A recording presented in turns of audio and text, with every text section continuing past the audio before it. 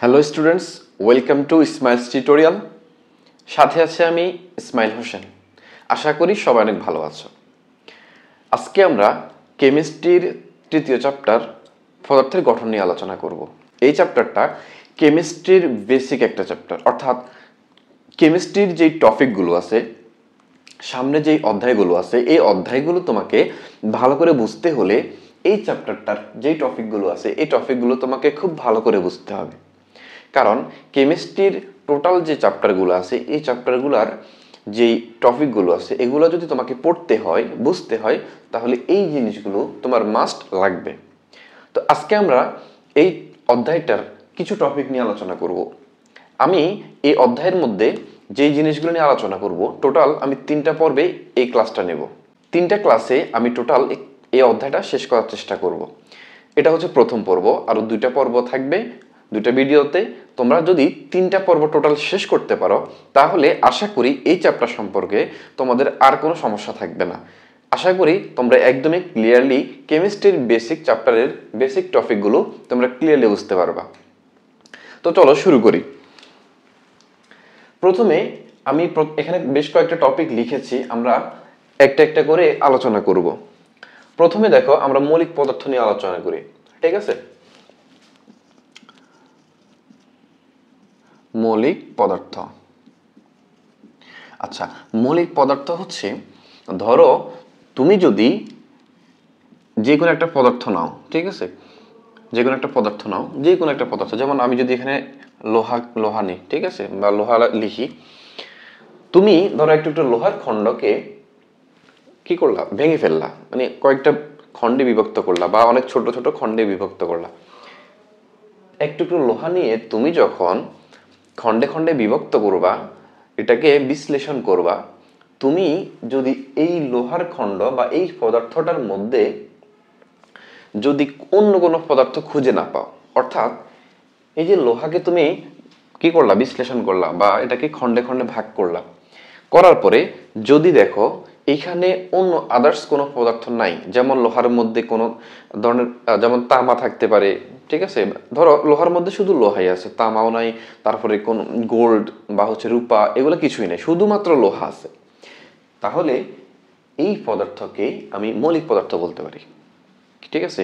আর কেমিস্ট্রির ভাষায় সবকিছু পদার্থ, যেমন আমি একটা পদার্থ, যে কোনো কিছু পদার্থ হতে পারে, লোহা, তারপর হচ্ছে রূপা, তারপর হচ্ছে অ্যালুমিনিয়াম, সবকিছু কেমিস্ট্রির ভাষায় সবকিছুই পদার্থ, ঠিক আছে? যেমন আমি যদি আমাকে বিশ্লেষণ করি, আমি কি পাবো? অক্সিজেন পাবো। মানে আমি যদি পদার্থ চিন্তা করি, তাহলে আমি আমাকে বিশ্লেষণ করলে কি পাবো? আমি অনেকগুলো পদার্থ পাবো, ঠিক আছে? আচ্ছা, তো এখন দেখো, এই যে লোহা, এই লোহাকে আমি যদি কি করি, আমি যদি ভেঙে ফেলি, বিশ্লেষণ করি, আমি কি পাচ্ছি? শুধুমাত্র লোহা পাচ্ছি, ঠিক আছে?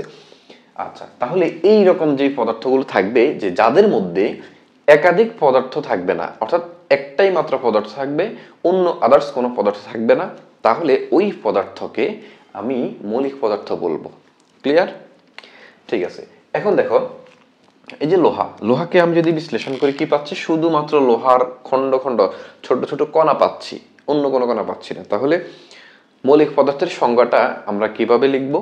যে যেই সকল পদার্থকে ভাঙলে অথবা বিশ্লেষণ করলে ওই পদার্থ ব্যতীত অন্য কোনো পদার্থ পাওয়া যায় না, ওই সকল পদার্থকে মৌলিক পদার্থ বলে, ঠিক আছে?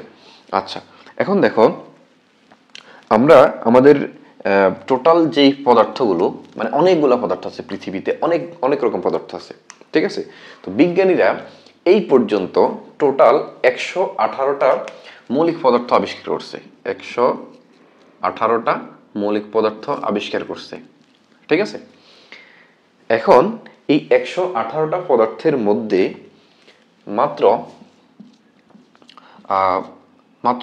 98টা পদার্থ হচ্ছে প্রকৃতিতে পাওয়া যায়, ঠিক আছে? এই 118টা পদার্থ বিজ্ঞানীরা টোটাল পৃথিবীতে আবিষ্কার করছে, মানে পৃথিবীতে এদের অস্তিত্ব পাইছে হচ্ছে 118টা বা আবিষ্কার করছে। তার মধ্যে 98টা প্রকৃতিতে, 98টা পাওয়া যায়, ঠিক আছে? অর্থাৎ এই 98টা পদার্থের অস্তিত্ব বিজ্ঞানীরা প্রকৃতিতে বা পরিবেশের মধ্যে খুঁজে পায়। আর বাকি আর কয়টা থাকে? বাকি আর হচ্ছে 20টা পদার্থ এটা হচ্ছে বিজ্ঞানীরা গবেষণাগারে তৈরি করছে, ঠিক আছে। তার মানে টোটাল পদার্থ হচ্ছে 118টা, তার মধ্যে 98টা পদার্থ বিজ্ঞানীরা কি করছে, প্রকৃতিতে খুঁজে পাইছে, ঠিক আছে। আর এই 20টা পদার্থ হচ্ছে বিজ্ঞানীরা ল্যাবরেটরিতে তৈরি করছে।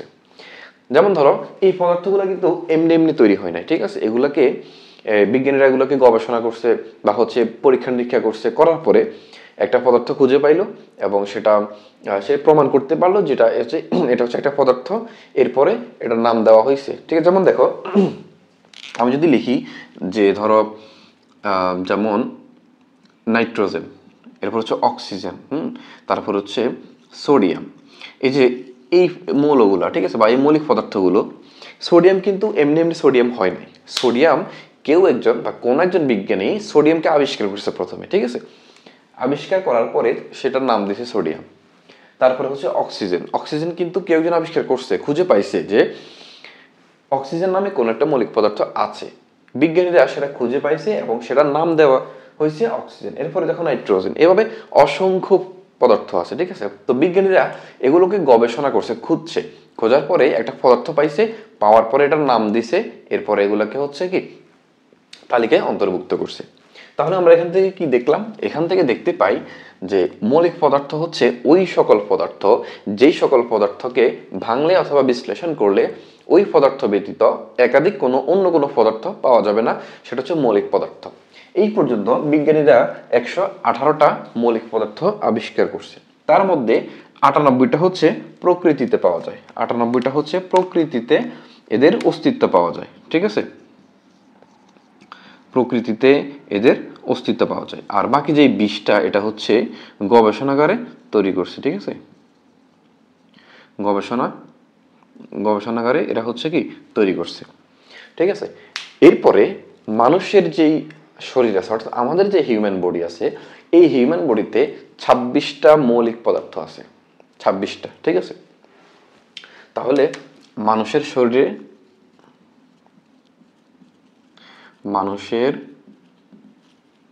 শরীরে মৌলিক পদার্থ আছে কয়টা,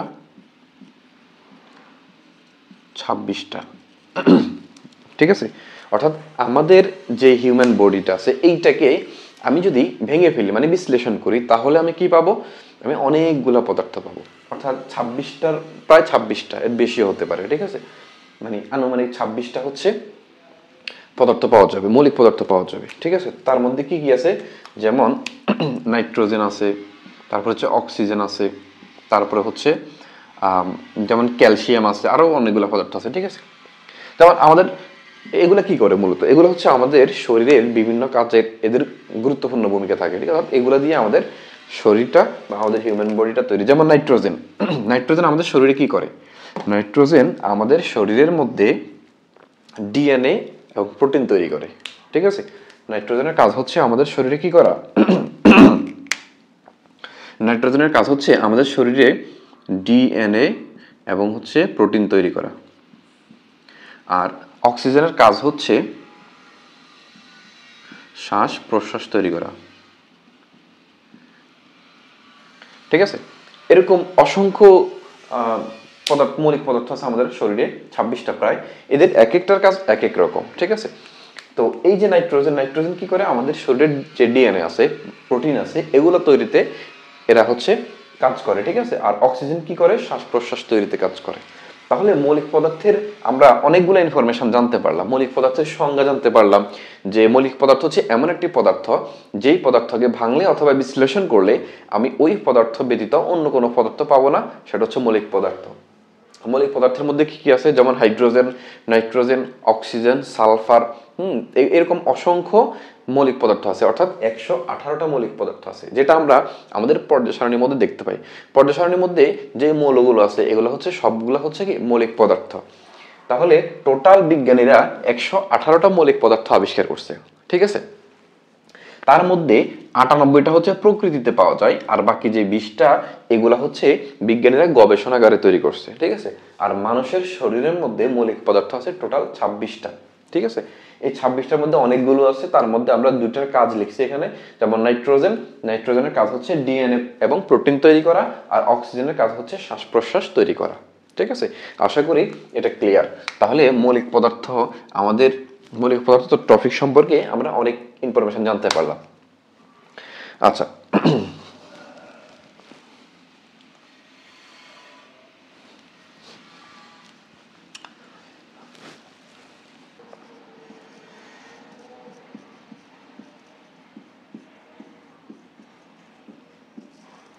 আচ্ছা, যৌগিক পদার্থ হচ্ছে, দেখো যেমন আমি যদি কি করি, ধরো এটা হচ্ছে একটা যৌগিক পদার্থ, ঠিক আছে, তারপরে এটা হচ্ছে একটা যৌগিক পদার্থ। তো এখন দেখো এই যে H2O এটা হচ্ছে পানি, আর এখানে NaCl মানে হচ্ছে সোডিয়াম ক্লোরাইড। ঠিক আছে, এখন দেখো এই পানিকে আমি যদি একটু ভেঙে ফেলি, এটাকে একটু বিশ্লেষণ করি, আমি কি পাচ্ছি, দেখো এটা পাচ্ছি। ঠিক আছে, অথবা আমি এভাবে না লিখি, তোমরা হয়তো অনেকে বুঝবে না, আমি এখানে কি পাচ্ছি, হাইড্রোজেন আর হচ্ছে অক্সিজেন পাচ্ছি। আর সোডিয়াম ক্লোরাইডকে আমি যদি বিশ্লেষণ করি, এখানে সোডিয়াম পাবো আর হচ্ছে ক্লোরিন পাবো। দেখো যেই পদার্থগুলোকে ভাঙলে অথবা বিশ্লেষণ করলে ওই পদার্থ ছাড়া অন্য আরো একাধিক পদার্থ পাওয়া যাবে, ওই রকম পদার্থগুলোকে যৌগিক পদার্থ বলে। ঠিক আছে, যেমন এখানে আমি H2O লিখছি, মানে পানি লিখছি, এখানে কি কি আছে, হাইড্রোজেন আছে এবং অক্সিজেন আছে। তার মানে এই যৌগিক পদার্থের মধ্যে বা এই পদার্থটার মধ্যে একাধিক পদার্থ মানে একাধিক ভিন্ন রকম পদার্থ পাওয়া গেছে বিদায় এই পদার্থটা হচ্ছে যৌগিক পদার্থ। এরপরে এখানে দেখো সোডিয়াম ক্লোরাইড, এখানে বিশ্লেষণ করলে আমি কি পাচ্ছি, সোডিয়াম পাচ্ছি এবং হচ্ছে ক্লোরিন পাচ্ছি।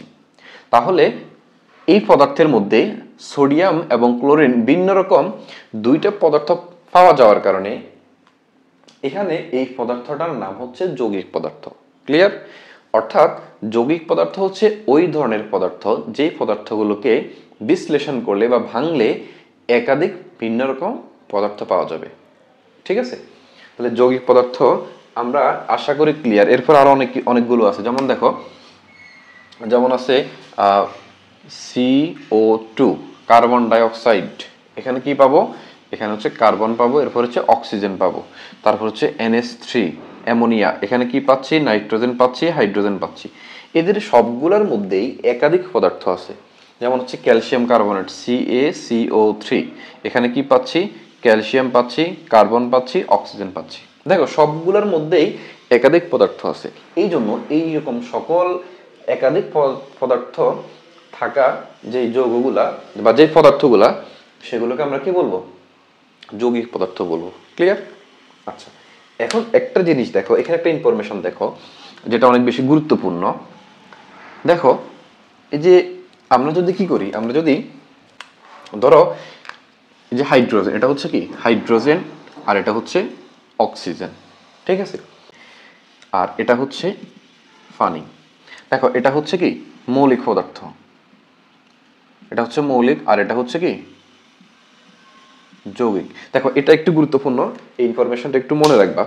দেখো এখানে আমি হাইড্রোজেন লিখছি, পানি লিখছি, এরা হচ্ছে কি মৌলিক পদার্থ। যখন আলাদা থাকে এরা হচ্ছে কি মৌলিক পদার্থ, কারণ এই হাইড্রোজেনের মধ্যে শুধু হাইড্রোজেন আছে আর অক্সিজেনের মধ্যে শুধুমাত্র অক্সিজেন আছে, এই জন্য এরা হচ্ছে কি মৌলিক পদার্থ। কিন্তু এখানে দেখো H2O, এখানে হচ্ছে হাইড্রোজেন আছে, অক্সিজেন আছে, এই জন্য এটা কি যৌগিক পদার্থ। তো ইনফরমেশনটা হচ্ছে যে মৌলিক পদার্থের মধ্যে যেই সকল ধর্ম থাকে বা বৈশিষ্ট্য থাকে সেগুলা, আর যৌগিক পদার্থের মধ্যে বৈশিষ্ট্য যেগুলো থাকে হচ্ছে ভিন্ন রকম, দুটো সেম না। দেখো পরমাণু কিন্তু সেম, এখানে হাইড্রোজেন এখানে অক্সিজেন, এখানে হাইড্রোজেন এখানে অক্সিজেন, কিন্তু এরা যখন মৌলিক পদার্থ অবস্থায় থাকে বা যখন এভাবে থাকে তখন এরা হচ্ছে কি থাকে, যেমন হাইড্রোজেন হচ্ছে গ্যাস, অক্সিজেন হচ্ছে কি গ্যাস, তাহলে এরা হচ্ছে তখন গ্যাসীয় অবস্থা মানে বায়বীয় অবস্থা থাকে, মানে তাদের ধর্ম তাদের বৈশিষ্ট্য হচ্ছে গ্যাসীয় অবস্থা থাকে, তাদের অবস্থা তখন গ্যাসীয় হয়। কিন্তু এরা যখন কি করে বন্ধন মানে রাসায়নিক বন্ধনের মাধ্যমে হাইড্রোজেন মানে পানি তৈরি করে, তখন এরা হচ্ছে যৌগিক পদার্থে পরিণত হয়। তাহলে এদের ধর্ম কি হয়, পানি আমরা জানি কি তরল। ঠিক আছে, আচ্ছা এটার কারণ কি দেখো, যেমন হাইড্রোজেন গ্যাস, তারপর হচ্ছে কি অক্সিজেন গ্যাস, এরা যখন এইরকম থাকে তখন তখন কি হয়, মানে মৌলিক পদার্থ অবস্থা থাকে, তখন তাদের মধ্যকার তাদের যেই বন্ধন আছে, মানে অক্সিজেনের কণাগুলোর যে বন্ধনটা আছে, এই বন্ধনটা হচ্ছে অনেক বেশি দুর্বল বন্ধন। যেমন হাইড্রোজেনের মধ্যে যে বন্ধনটা আছে, এই অণুর মধ্যে যে বন্ধনটা আছে, এটা হচ্ছে কি দুর্বল বন্ধন, ঠিক আছে। আচ্ছা, কিন্তু এই ফানির মধ্যে যে হাইড্রোজেন বন্ধন আছে, এটা অনেক বেশি শক্তিশালী। এই জন্য ফানি হচ্ছে কি থাকে, যেমন হাইড্রোজেন অক্সিজেন যখন কি থাকে পরমাণু বা মৌলিক পদার্থ অবস্থা থাকে, এরা হচ্ছে গ্যাসীয় অবস্থায় থাকে। আর যখন এদের মধ্যে বিক্রিয়া হয়, রাসায়নিক বিক্রিয়ার মাধ্যমে ফানি তৈরি করে, তখন এরা হচ্ছে তরল অবস্থা থাকে, ঠিক আছে। আচ্ছা, তাহলে যৌগিক পদার্থের ব্যাপারটা আশা করি বুঝতে পারছো, ঠিক আছে। আচ্ছা, এরপর দেখো আমরা পরমাণু নিয়ে কথা বলবো। আমাদের যৌগিক পদার্থের টপিকটা শেষ, এখন আমরা হচ্ছে পরমাণু নিয়ে কথা বলবো, ঠিক আছে। আমরা পরমাণু আর হচ্ছে অণু একসাথে আলোচনা করবে দুটা, ঠিক আছে, যেহেতু দুটা কিছুটা রিলেটেড, আমরা এগুলোকে একসাথে আলোচনা করব। দেখো, পরমাণু এবং হচ্ছে অণু, আমি তোমাকে আগে একটা এক্সাম্পল দিয়ে বুঝাই। দেখো, তুমি যদি কি করো, একটা পদার্থ নাও, ধরো মানে হচ্ছে ধরো তুমি একটা লোহার টুকরা নিলা, ঠিক আছে। এখন তুমি এই লোহার টুকরাটাকে কি করলা, ভাঙতে লাগলা, ভাঙলা এটাকে অনেকগুলা খণ্ডে বিভক্ত করলা, ঠিক আছে। লোহার টুকরোটাকে আঘাত করলা, আঘাত করার পরে এটাকে হাজার হাজার খণ্ডে কি করলা, বিভক্ত করলা, মানে একদমই ছোট করে ফেললে এটাকে ভেঙে, ঠিক আছে। এখন তুমি এটাকে আরো ভাঙতে লাগলা, মানে আরো ভাঙতে ভাঙতে এমন একটা পর্যায়ে নিয়ে গেলা যে আর ভাঙা যাচ্ছে না তাকে, ঠিক আছে। মানে এমন ছোট ক্ষুদ্র ক্ষুদ্র অংশে তুমি এটাকে ভেঙে ফেললা যে তাকে আর ভাঙা যাচ্ছে না, এতটা ছোট করে ফেলছো তুমি, আর ভাঙা যাচ্ছে না। তাহলে ওই ছোট ক্ষুদ্র কণাকে কি বলে, পরমাণু বলে। এবার আমি একটু সংজ্ঞাটা বলি। সংজ্ঞাটা হচ্ছে, পরমাণু হচ্ছে মৌলিক পদার্থের ক্ষুদ্রতম একক, যাকে আর ভাঙা অথবা বিশ্লেষণ করা যায় না, ঠিক আছে। অর্থাৎ তুমি লোহাকে নিয়ে লোহার খণ্ডটাকে এমন ভাবে ভেঙে ফেললা, এমন ছোট করে ফেললা যে একদমই ছোট একটা বিন্দুতে পরিণত করে ফেলা ভাঙতে ভাঙতে, ঠিক আছে। আর ভাঙা যাচ্ছে না, ওই ক্ষুদ্র ক্ষুদ্র কণাটাকে আর ভাঙা যাচ্ছে না। তাহলে ওই ক্ষুদ্র কণাটাকে তখন আমরা কি বলবো, পরমাণু বলবো। অর্থাৎ আমরা বলতে পারি পরমাণু দিয়ে মূলত হচ্ছে সবগুলো পদার্থ তৈরি। যেমন আমি যদি আমরা জানি কেমিস্ট্রি ভাষা, আমি হচ্ছে কি পদার্থ, তো আমি যদি আমাকে বিশ্লেষণ করি, মানে ভেঙে ফেলি, ভাঙতে ভাঙতে আমি কি পাবো, একদম ক্ষুদ্র ক্ষুদ্র কি পাবো, কণা। যেমন ধরো একটা বিল্ডিং তৈরি হয় কি দিয়ে, অসংখ্য ক্ষুদ্র ক্ষুদ্র কি দিয়ে, ইট দিয়ে তৈরি না। এরকম সবগুলা পদার্থ মূলত হচ্ছে কি অসংখ্য ক্ষুদ্র ক্ষুদ্র কণা দ্বারা তৈরি, ঠিক আছে। তাহলে পরমাণুটা হচ্ছে কি, যে মৌলিক পদার্থের একদমই ক্ষুদ্রতম একক।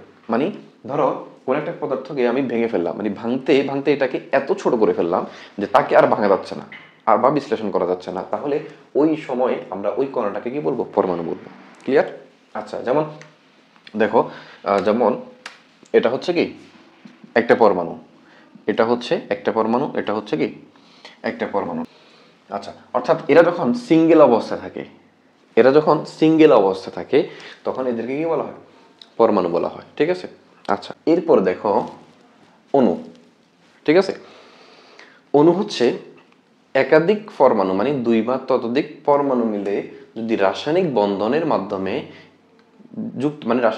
মাধ্যমে যুক্ত হয়ে কি তৈরি করে, অণু তৈরি করে। যেমন আমি যদি লিখি, দেখো, যেমন এটা হচ্ছে হাইড্রোজেন, এটা হচ্ছে একটা পরমাণু প্লাস হাইড্রোজেন, এখানে দুইটা পরমাণু, এই দুইটা পরমাণু মিলে কি তৈরি করে, হাইড্রোজেন অণু তৈরি করে, ঠিক আছে। পরমাণু হচ্ছে ক্ষুদ্রতম কণা, মানে হচ্ছে পরমাণু হচ্ছে সিঙ্গেল থাকে সেটা পরমাণু, আর একাধিক পরমাণু মিলে কি তৈরি করে, অণু তৈরি করে, ঠিক আছে। আচ্ছা, এটা আশা করি বুঝতে পারছো। এরপরে দেখো, তাহলে আমাদের পরমাণু আর হচ্ছে অণু ব্যাপারটা হচ্ছে শেষ। এরপরে দেখো প্রতীক এবং হচ্ছে সংকেত। এই যে প্রতীক এবং সংকেতের সাথে কিন্তু অণু পরমাণুর একটা সম্পর্ক আছে। আচ্ছা, প্রতীক হচ্ছে কি, যেমন প্রতীক হচ্ছে, ধরো আমি যদি লিখি যে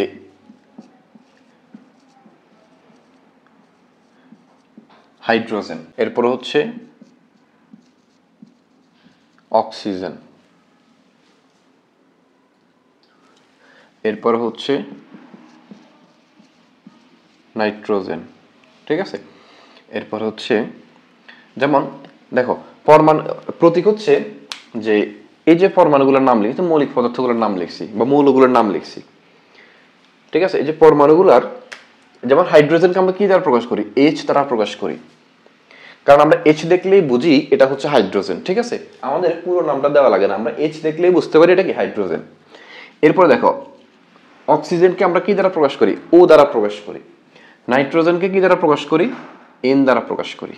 তাহলে এই যে আমরা একটা পরমাণুকে এন দ্বারা প্রকাশ করলাম, ও দ্বারা প্রকাশ করলাম, এইচ দ্বারা প্রকাশ করলাম, এগুলাকে মূলত বলা হয় হচ্ছে প্রতীক, ঠিক আছে। অর্থাৎ কোন একটা মৌলের সংক্ষিপ্ত রূপকে কি বলে?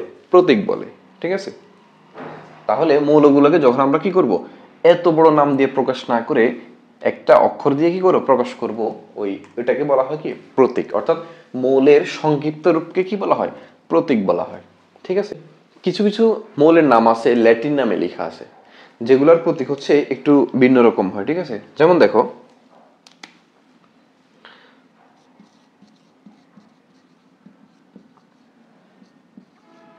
এটা কি? সোডিয়াম, ঠিক আছে।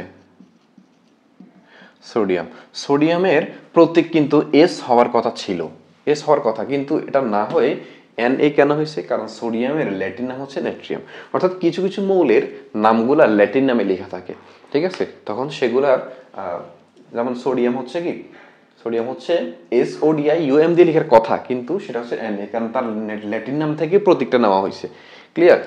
এরপর আছে কপার, কপারের ল্যাটিন নাম হচ্ছে কাফরাম, যেটাকে আমরা Cu দ্বারা প্রকাশ করি, ঠিক আছে। কিন্তু এটা হচ্ছে কপার। এটা না লিখে আমরা কি করছি? ল্যাটিন নাম লিখছি, ল্যাটিন নাম লিখে ল্যাটিন নামের সংক্ষিপ্ত রূপ লিখছি। ক্লিয়ার? প্রতীক হচ্ছে কি? প্রতীক হচ্ছে মৌলের সংক্ষিপ্ত রূপকে কি বলে? প্রতীক বলে। যেমন হাইড্রোজেনের প্রতীক হচ্ছে H, অক্সিজেনের প্রতীক হচ্ছে O, নাইট্রোজেনের প্রতীক হচ্ছে N। তারপরে হচ্ছে কিছু কিছু মৌল আছে যেগুলোর প্রতীক হচ্ছে ল্যাটিন নাম থেকে নেওয়া হয়েছে, যেমন সোডিয়াম Na, কাপ্রাম, Cu, অরাম, ঠিক আছে। এরকম তোমরা মাত্র তো ক্লাস 9-এ বা হচ্ছে যারা 10-এ আসো, মানে যারা তৃতীয় চ্যাপ্টারটা এখন মাত্র শুরু করছো, তোমরা পর্যায় সারণীর প্রথম অন্তত পক্ষে 30টা মৌল প্রতীক সহ মনে রাখবা, মুখস্থ করে ফেলবে এগুলো, ঠিক আছে। এবং পারলে হচ্ছে পারমাণবিক সংখ্যা এবং হচ্ছে ভর সংখ্যা সহ মুখস্থ করে ফেলবা, এটা মনে রাখবা, ঠিক আছে। আচ্ছা,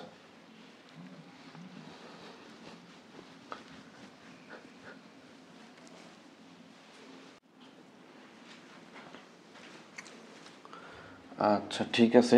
এরপরে দেখো, আচ্ছা এরপরে আমরা পরমাণুর ভিতরের কণা এই টপিকটা নিয়ে আলোচনা করব, ঠিক আছে। আমরা প্রথমে পড়ছিলাম যে পরমাণু কাকে বলে। তো আমরা পরমাণু জানি হচ্ছে যে মৌলিক পদার্থের ক্ষুদ্রতম একক, অর্থাৎ যে কণাকে আর ভাঙা যায় না, ঠিক আছে। এখন ওই ছোট ক্ষুদ্র পরমাণুর ভিতরে টোটাল কি কি থাকে আমরা এগুলো নিয়ে একটু আলোচনা করব, ঠিক আছে। আচ্ছা, প্রথমে আমি একটা পরমাণু অঙ্কন করি, এরপর আমি তোমাদেরকে দেখাচ্ছি যে পরমাণুর ভিতরে কি কি কণা থাকে। এটা হচ্ছে একটা পরমাণু, ঠিক আছে। এই পরমাণুর এটা হচ্ছে কেন্দ্র বা হচ্ছে নিউক্লিয়াস।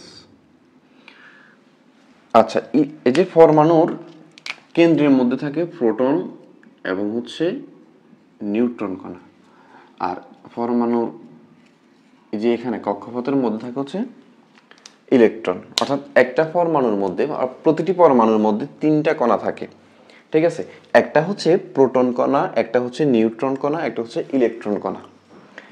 এই যে প্রোটন কণা, নিউট্রন কণা যেখানে আছে এটাকে বলা হয় নিউক্লিয়াস, এটাকে বলা হয় পরমাণুর নিউক্লিয়াস, ঠিক আছে। আর এই যে চারপাশে যেই বৃত্তাকার যে পথ, যে এটা দেখতে পাচ্ছ, এটার নাম হচ্ছে কক্ষপথ, ঠিক আছে। তাহলে একটা পরমাণুর মধ্যে কি কি থাকে? একটা পরমাণুর মধ্যে নিউক্লিয়াস থাকে আর হচ্ছে কক্ষপথ থাকে, ঠিক আছে।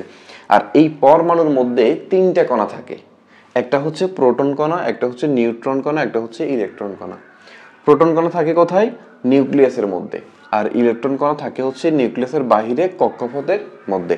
এবং এই যে ইলেকট্রনটা কি করে, এই যে নিউক্লিয়াসকে কেন্দ্র করে এই কক্ষপথের মধ্যে সবসময় কি করে, ঘুরতে থাকে। ঠিক আছে, তাহলে পরমাণুর ভিতরে কয়টা কণা থাকে, 3টা কণা। একটা হচ্ছে প্রোটন এবং নিউট্রন কণা, যেটা হচ্ছে কি থাকে, নিউক্লিয়াসের মধ্যে থাকে, আর ইলেকট্রন হচ্ছে কক্ষপথের মধ্যে থাকে। ঠিক আছে, এবং এখানে একটা ইনফরমেশন দেখো, এই যে প্রোটনের চার্জ হচ্ছে পজিটিভ, প্রোটনের চার্জ হচ্ছে পজিটিভ, ঠিক আছে, আর ইলেকট্রনের চার্জ হচ্ছে নেগেটিভ, আর নিউট্রনের চার্জ হচ্ছে 0। ঠিক আছে, আচ্ছা, এবং একটা পরমাণুর মধ্যে যতগুলো প্রোটন থাকে ঠিক তত সংখ্যক ইলেকট্রন থাকে। ধরো একটা পরমাণুর মধ্যে ধরো এই হচ্ছে একটা পরমাণু, এই পরমাণুর মধ্যে, ঠিক আছে, এই হচ্ছে এই পরমাণুর মধ্যে প্রোটন আছে ধরো 10টা, তারপরে ইলেকট্রন থাকবে কয়টা, 10টা। ঠিক আছে, এভাবে যত, ধরো বি একটা পরমাণু, এখানে যদি প্রোটন থাকে হচ্ছে 5টা, ইলেকট্রন থাকবে হচ্ছে কয়টা, 5টা। তাহলে প্রত্যেকটা পরমাণুর মধ্যে যতগুলো কি থাকবে, প্রোটন থাকবে, ঠিক ততগুলো কি থাকবে, ইলেকট্রন থাকবে। ঠিক আছে, মানে পরমাণুর মধ্যে প্রোটন সংখ্যা এবং ইলেকট্রন সংখ্যা কি থাকবে, সমান থাকবে। আচ্ছা, তো পরমাণুর মধ্যে 3টা কণার আরো কিছু ব্যাপার আছে, যেমন হচ্ছে পরমাণুর চার্জ আছে, এদের হচ্ছে আপেক্ষিক ভর আছে, প্রকৃত ভর আছে। ঠিক আছে, আমি তোমাদেরকে একটা পুরোটা একটা চার্ট আছে তোমাদের বইয়ের মধ্যে, এটা এঁকে একটু দেখাচ্ছি, দেখো।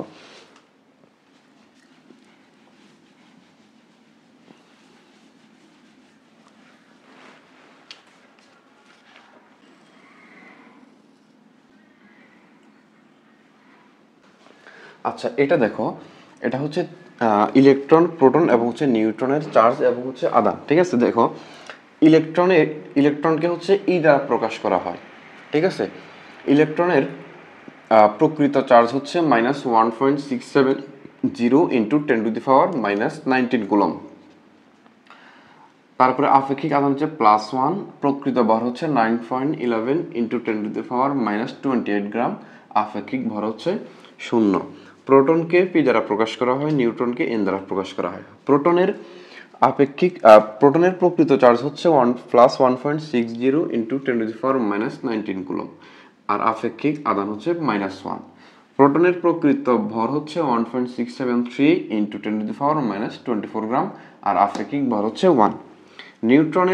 নিউট্রনকে এন দ্বারা প্রকাশ করা হয়, নিউট্রনের প্রকৃত চার্জ হচ্ছে 0, আপেক্ষিক চার্জ আধান হচ্ছে 0, বা আপেক্ষিক চার্জ হচ্ছে 0, আর নিউট্রনের প্রকৃত চার্জও 0, আপেক্ষিক চার্জও 0, আর প্রকৃত ভর হচ্ছে 1.675 ইন্টু 10⁻24 গ্রাম, আর আপেক্ষিক ভর হচ্ছে 1।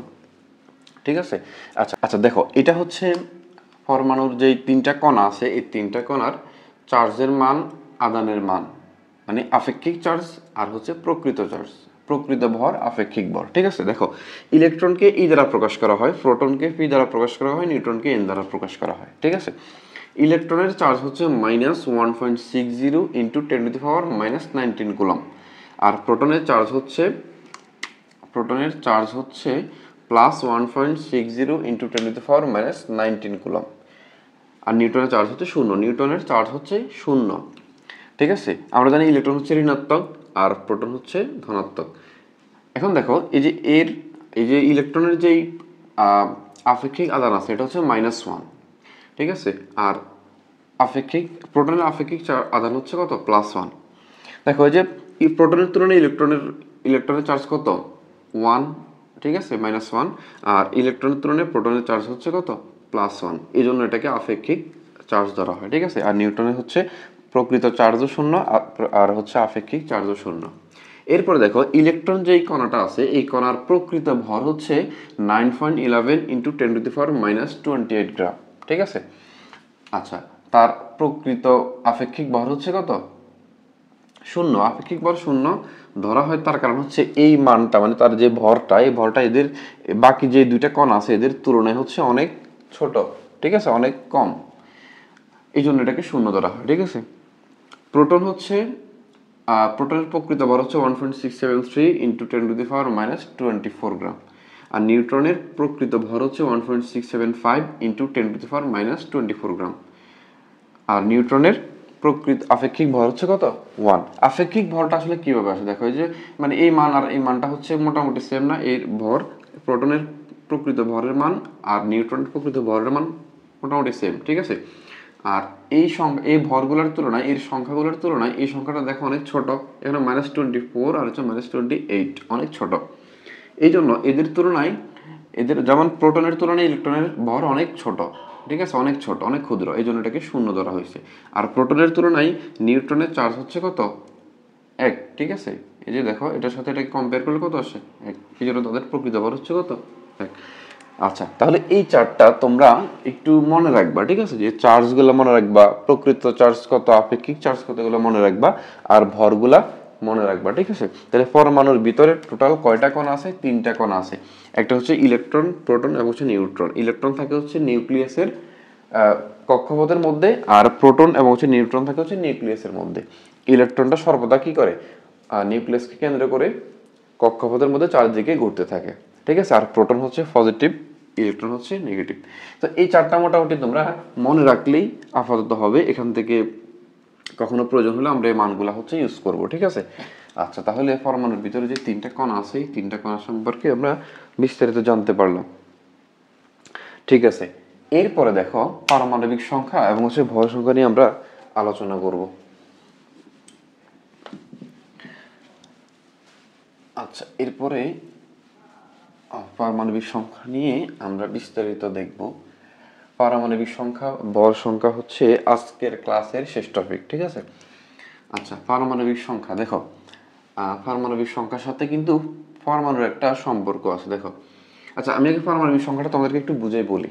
পারমাণবিক সংখ্যা হচ্ছে একটা পরমাণুর মধ্যে যতগুলো প্রোটন থাকে ওই সংখ্যাটাই হচ্ছে ওই পরমাণুর পারমাণবিক সংখ্যা, ঠিক আছে। তাহলে পারমাণবিক সংখ্যা মানে কি, প্রোটন সংখ্যা, ঠিক আছে। পরমাণুতে পরমাণুতে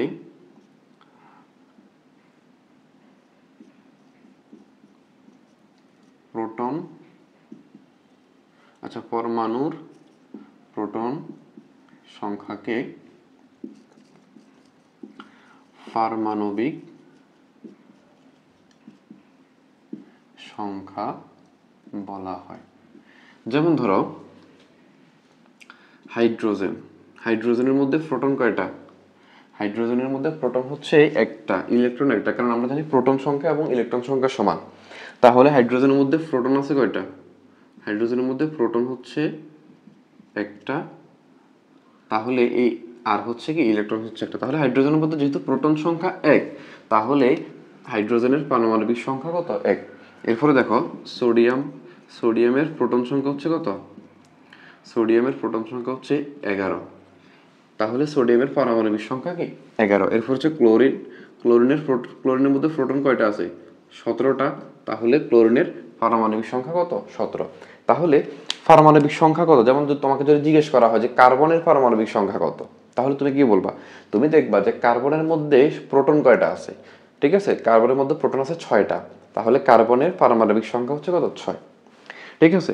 তো এগুলো নিয়ে এত টেনশন করার কিছু না, এগুলো একদমই সহজ জিনিস, বেসিক জিনিস। পারমাণবিক সংখ্যা কি আমরা জানি, এক কথায় হচ্ছে পরমাণুর মধ্যে প্রোটন সংখ্যাই হচ্ছে পারমাণবিক সংখ্যা, ঠিক আছে। যার প্রোটন যতটা তার পারমাণবিক সংখ্যাও তত, ঠিক আছে। আচ্ছা, এরপরে দেখো আরেকটা হচ্ছে যে পারমাণবিক সংখ্যাকে কি দ্বারা প্রকাশ করা হয়? পারমাণবিক সংখ্যাকে জেড দ্বারা প্রকাশ করা হয়, ঠিক আছে। পারমাণবিক সংখ্যাকে জেড দ্বারা প্রকাশ করা হয়, ঠিক আছে। পারমাণবিক সংখ্যাকে জেড দ্বারা প্রকাশ করা হয়।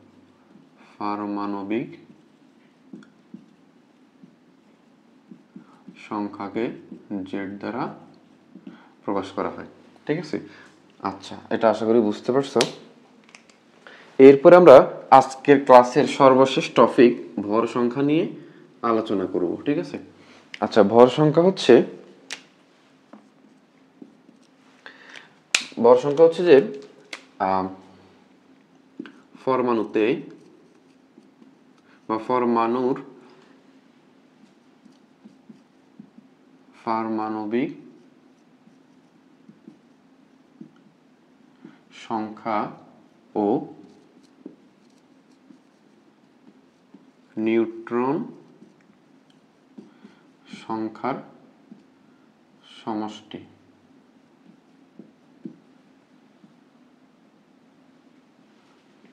সমষ্টিকে ভর সংখ্যা বলে। অর্থাৎ পরমাণুর মধ্যে যতগুলো প্রোটন থাকবে সেটাই তো তার পারমাণবিক সংখ্যা নাকি, তাই এই পারমাণবিক সংখ্যা আর হচ্ছে যতগুলো নিউট্রন থাকবে এই নিউট্রন সংখ্যাকে যোগ করলে যা পাওয়া যাবে সেটা হচ্ছে ভর সংখ্যা। এবং ভর সংখ্যাকে কি দ্বারা প্রকাশ করা হয়? ভর সংখ্যাকে হচ্ছে এ দ্বারা প্রকাশ করা হয়। ঠিক আছে। আচ্ছা, ভর সংখ্যা কেন প্রোটন সংখ্যা এবং নিউট্রন সংখ্যার যোগফল, এটা আমি তোমাদেরকে একটু দেখাই। দেখো, ধরো এটা হচ্ছে একটা পরমাণু, ঠিক আছে, আর এটা হচ্ছে নিউক্লিয়াস। এখন আমরা জানি নিউক্লিয়াসের মধ্যে কি থাকে? নিউক্লিয়াসের মধ্যে থাকে প্রোটন এবং হচ্ছে নিউট্রন, আর ইলেকট্রন থাকে কোথায়? কক্ষপথের মধ্যে। ঠিক আছে। এখন দেখো, এই যে টোটাল একটা পরমাণু, টোটাল পরমাণুর মধ্যে যতগুলা কণা আছে সবগুলা কণার ভরকে যোগ করলেই তো, মানে ভর সংখ্যাকে যোগ করলেই তো পরমাণুর ভর সংখ্যা পাওয়া যাবে নাকি? কিন্তু আমরা কেন প্রোটন এবং হচ্ছে মানে ভর সংখ্যা বলতে আমরা কি জানি? প্রোটন সংখ্যা এবং নিউট্রন সংখ্যার যোগফল, মানে এই নিউক্লিয়াসের মধ্যে যা আছে এগুলোকে যখন আমি হিসেব করব, বা প্রোটন সংখ্যা এবং নিউট্রন সংখ্যার যোগফল যদি আমি হিসেব করি, সেটা হচ্ছে কি এই পরমাণুর ভর সংখ্যা। ঠিক আছে। কিন্তু ইলেকট্রনকে কেন ধরা হয় না? কারণ ইলেকট্রন হচ্ছে এই প্রোটন এবং নিউট্রনের তুলনায় অনেক বেশি কম ভারী। ঠিক আছে। মানে এদের ভর সংখ্যা, এদের ভর এর তুলনায় এটার ভর অনেক কম, একদমই কম। ঠিক আছে। এই জন্য এটাকে শূন্য ধরা হয়, মানে এটা হিসেব করা হয় না। তার পরমাণুর ভিতরে যেই নিউক্লিয়াস আছে, নিউক্লিয়াসের মধ্যে যে দুইটা কণা আছে প্রোটন এবং নিউট্রন, এদের ভর সংখ্যা হিসাব করলে আমরা পরমাণুর ভর পাবো। ঠিক আছে। পরমাণুর টোটাল ভর সংখ্যা পাবো। আচ্ছা, তো এখন দেখো, ধরো তোমাদের বইতে এভাবে দেওয়া আছে যে এই যে একটা, ধরো এক্স হচ্ছে একটা পরমাণু, বা এটা একটা পরমাণু, এখানে এই পাশে থাকে কি? এই পাশে থাকে হচ্ছে ভর সংখ্যা, মানে হচ্ছে এ থাকে, আর এখানে কি থাকে? জেড থাকে। ঠিক আছে। এখন তোমাকে যদি বলা হয় যে নিউট্রন সংখ্যা বের করো, তখন তুমি কি করবা? এটা হচ্ছে ভর সংখ্যা, তাহলে আমরা লিখতে পারি যে নিউট্রন সংখ্যা, দেখো নিউট্রন সংখ্যা সমান হচ্ছে কি?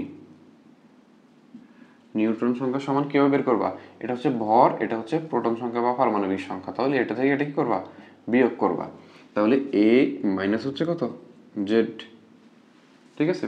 ফর এক্সাম্পল সোডিয়াম, সোডিয়ামের এখানে আছে কত? 23, আর এখানে হচ্ছে কত? 11। তাহলে 23-এর জায়গায় কি থাকে? ভর সংখ্যা থাকে, মানে এই জায়গায় কি থাকে? ভর সংখ্যা। তাহলে এখানে 23 দেওয়া আছে, মানে সোডিয়ামের হচ্ছে ভর সংখ্যা কত? 23। তাহলে 23 মাইনাস প্রোটন সংখ্যা কত? 11। 11 বিয়োগ করলে কত থাকে? 12 থাকে। তাহলে 12 হচ্ছে সোডিয়ামের নিউট্রন সংখ্যা। ঠিক আছে। আচ্ছা, তাহলে ভর সংখ্যা কি? ভর সংখ্যা হচ্ছে পরমাণুর মধ্যে প্রোটন সংখ্যা এবং নিউট্রন সংখ্যার যোগফলকে কি বলা হয়? ভর সংখ্যা বলা হয়। ঠিক আছে। আর ভর সংখ্যাকে এ দ্বারা প্রকাশ করা হয়। ঠিক আছে। আচ্ছা, আশা করি বুঝতে পারছো। আর যদি নিউট্রন সংখ্যা বের করতে বলে কি করবা? এই যে এমসিকিউতে এভাবে আসতে পারে, যে এরকম দিয়ে দেয়, এভাবে দিয়ে দেয়, হ্যাঁ, এই যে এভাবে দেয়, দিয়ে বলে যে এখানে এই পরমাণুর মধ্যে নিউট্রন সংখ্যা হিসাব করো। তখন তুমি কি করবা? এই যে ভর সংখ্যা থাকে, এই জায়গার মধ্যে ভর সংখ্যা থাকে, পরমাণুর যে মাথার উপরে, বাম পাশে মাথার উপরে কি থাকে? ভর সংখ্যা থাকে, আর নিচে কি থাকে? বাম পাশে নিচে হচ্ছে প্রোটন সংখ্যা বা পারমাণবিক সংখ্যা থাকে। তো তুমি কি করবা? ভর সংখ্যা থেকে প্রোটন সংখ্যা বা পারমাণবিক সংখ্যাকে বিয়োগ করলে নিউট্রন সংখ্যা পাবা। ঠিক আছে।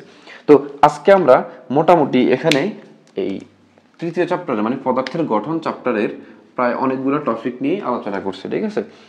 তো আমি চেষ্টা করছি তোমাদেরকে প্রত্যেকটা টপিক ভালো করে বুঝিয়ে বলা। ঠিক আছে।